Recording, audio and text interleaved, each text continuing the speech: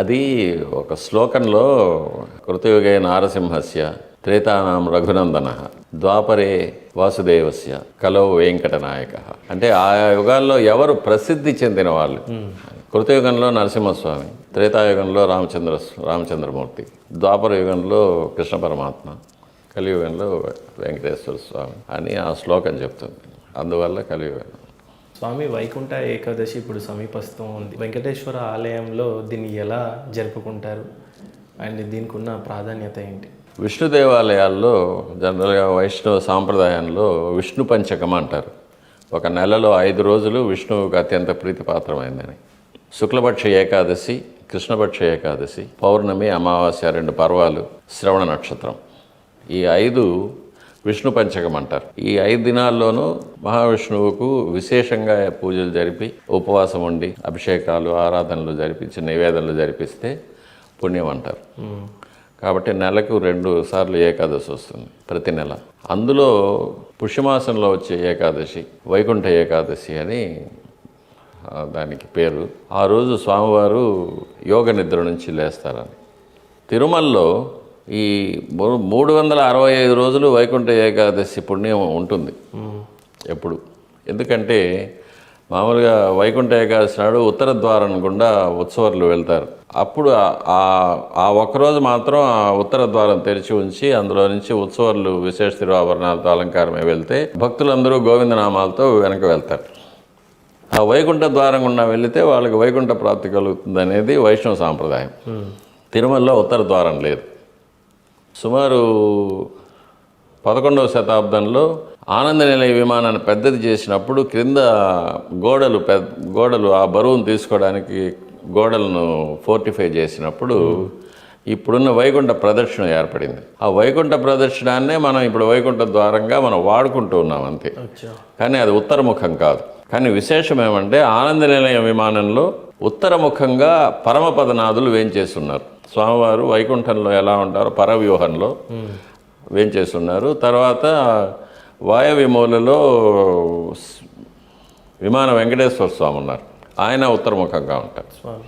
కాబట్టి స్వామివారిని లోపల మూలవలను దర్శించుకొని ప్రదర్శనంగా వచ్చినప్పుడు ఉత్తరముఖంగా ఉన్న పరమపదనాథుల్ని విమాన వెంకటేశ్వర స్వామిని దర్శించుకుంటే వైకుంఠ ఏకాదశి నాడు స్వామివారిని దర్శించుకున్న ఫలితం కలుగుతుంది అనేది అది 365 రోజులు దర్శనం ఉంటుంది.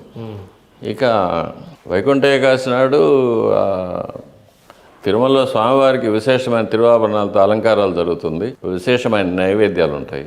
మధ్యాహ్నం మలయప్ప స్వామివారు శ్రీదేవి భూదేవి అమ్మవార్లతో పుష్పపల్లకిలో వస్తారు.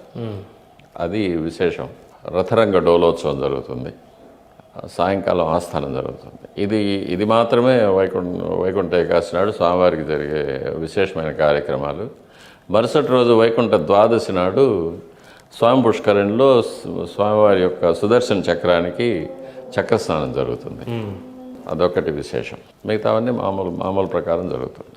శ్రీ వెంకటేశ్వర ఆలయాన్ని ఒక యాదవరాజు కట్టాడు అని చెప్తూ ఉంటారు. ఎంతవరకు నిజం? స్వామివారు వైకుంఠం నుంచి అవతరించినప్పుడు స్వామివారు దేవశిల్పి అయిన విశ్వకర్మను పిలిచి 1000 స్తంభాలతో నాకు ఒక గుడి కట్టివ్వు, నేను అందులో ఉంటానని చెప్తారు. విశ్వకర్మ అప్పుడు నిర్మించిస్తారు. అప్పుడు స్వామివారు శ్రీదేవి భూదేవులతో తన దేవతా గణాలతో అందరితోనూ అందులోకి ప్రవేశించి అందులో ఉంటారు. సాక్షాత్ అందరితోనూ మాట్లాడుతూ గిరికుంజ విహారిణే నమః అని ఆ వెంకటాచల పర్వతాల్లో అడవుల్లో సంచరిస్తూ ఉంటారు. జలపాతాలు, జలాశయాలు వాటిలో అంతా తిరుగుతూ ఉంటారు మహాలక్ష్మి అమ్మవారితో కూడా. తర్వాత కలియుగ ప్రారంభంలో ఇంకా నేను మాట్లాడను, నేను శిలారూపంలో ఉండిపోతాను. ఎందుకంటే కలియుగంలో భగవంతుడు మాట్లాడాడంటే నమ్మరు ఎవరు. కాబట్టి నేను శిలారూపంలో ఉంటాను. అక్షావతారం అంటారు దాన్ని. అక్షావతారంలో ఉంటాను. కానీ యోగులతో మహాభక్తులతో నేను సంభాషిస్తూ ఉంటాను, వాళ్ళకు ఉత్తర్వులు ఇస్తూ ఉంటాను అని చెప్తారు. తర్వాత ఆ 1000 స్తంభాల మంటపం ఇప్పటికీ ఉంది, తిరుమలలో ఉంది, ఒక చోట ఉంది, అది ఎవరికి తెలియదు, నిక్షిప్తంగా ఉంది. తర్వాత తొండమాన్ చక్రవర్తి కలియుగం ప్రారంభంలో తొండమాన్ చక్రవర్తి వచ్చి పాండవుల యొక్క వంశం. అతను ఒక దేవాలయం స్వామివారి ఉత్తరం మీద కట్టించేస్తారు.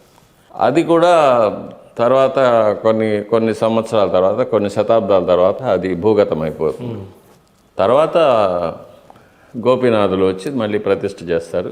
ప్రతిష్ఠ చేసినప్పుడు సుమారుగా 1వ శతాబ్దంలో 4 స్తంభాలు, పైన సింపుల్గా ఒక కప్పు ఉండేది. తర్వాత పల్లవ మహారాజులు, చోళులు వాళ్ళందరూ కొద్దిగా మంటపాలు, అవి గర్భాలయాలు, తర్వాత అంతరాళం తర్వాత రాములవారి మేడ, అర్ధమండపం, తిరుమామణి మండపం, తర్వాత విమాన ప్రదక్షిణం, ఇవన్నీ ఒక్కొక్కరు. వెండివాకిలికి బయట ఉన్న ఇప్పుడున్న మహాప్రాకారం వచ్చి విజయనగర్ కింగ్స్ కట్టారు. ఆయన కృష్ణదేవరాయలు కట్టి 15వ శతాబ్దంలో ఆయనే ఉండి దాన్ని ఇనాగ్రేట్ చేశారు. తన శిలారూపాన్ని, తన కాంస్య విగ్రహాన్ని కూడా అమ్మవార్లతో, రాణులతో, దేవేరులతో చేసి తనే దగ్గరుండి ప్రతిష్ఠ చేసుకున్నాడు. ఇప్పుడు కూడా మనం చూడొచ్చు, ఆయన ఉండే చేసుకున్నారు. ఆ ముహూర్తం అంతా కూడా ఉంది. అది ఎక్కువగా విజయనగర కింగ్స్, తిరుమల రాయ మంటపం, రంగనాయకుల మంటపం, అవన్నీ కూడా విజయనగర రాజులు కట్టినవి. చిన్న సారాంశం ఒక 2 లైన్లో చెప్పాలి అని అంటే, మహాభక్తులు అనుకుంటే ఆయన చెప్పారు కదా, మహాభక్తులతో నేను మాట్లాడతానని చెప్పారు కదా, స్వామి చెప్పారు. కాబట్టి జరుగుండొచ్చు. ఏమైనా ఆధారాలు కానీ కనీసం నిజమా స్వామి అని నమ్మొచ్చా? అది నిజమా అబద్ధమా అని ప్రశ్నించేంత యోగ్యత మనకు లేదు. స్వామి వాళ్ళు మహాభక్తులు, వాళ్ళ గురించి మనం మాట్లాడడం, నమస్కారం పెట్టుకోవాల్సిందే కానీ వాటినన్నీ మనం విశ్లేషించకూడదు. విశ్లేషించే అర్హత మనకు లేదు. స్వామి అప్పుడు కాదు, ఇప్పుడు కూడా జరుగుతుంది. అది ఈ రోజు కూడా జరుగుతుంది. పాచికలే కాదు, ఎన్నో రకాలుగా స్వామివారు కనిపిస్తూ ఉంటారు, మాట్లాడతారు, ఏదో చేస్తుంటారు. ఆయన చేసే పనులు ఆయన చేస్తారు. అది వాళ్ళకి మధ్య బయట చెప్పుకోరు.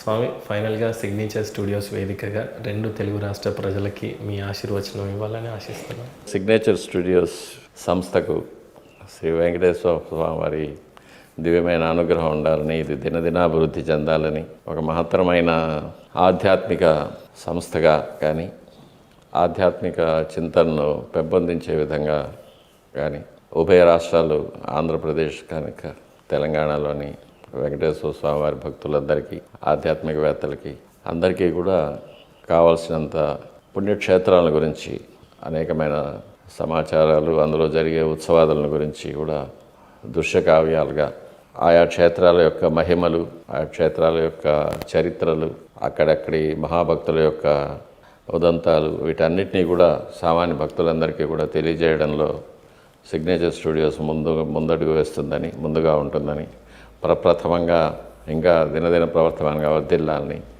వెంకటేశ్వర స్వామి వారి వద్ద ప్రార్థన చేస్తూ ఉంటాను. ఓం శ్రీ వెంకటేశాయ నమః. ధన్యవాదాలు స్వామి.